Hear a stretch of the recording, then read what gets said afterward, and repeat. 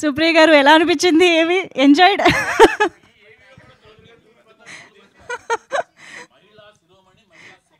Yes, actually ఏవి ద్వారా మాకు తెలియని అంశాలు కూడా తెలియజేసినందుకు వైవిఎస్ చౌదరి గారికి యాక్చువల్లీ థ్యాంక్స్ చెప్పాలి. చాలా ఇన్సిడెంట్స్ తెలుసుకున్నాం మేము అప్పటి నుంచి కూడా. Thank you so much for that. And definitely Supriya గారు your inspiration to many, long way to go. ఇంకా ఎన్నో అద్భుతమైన ప్రాజెక్ట్స్ మీ నుంచి రావాలి, ఇంకా ఎంతోమందికి ఇన్స్పిరేషన్గా నిలవాలని మనస్ఫూర్తిగా కోరుకుంటూ thank you so much. And yes, definitely Swapna Dutt గారు ఇస్ రెడీ ఫర్ ఏవి.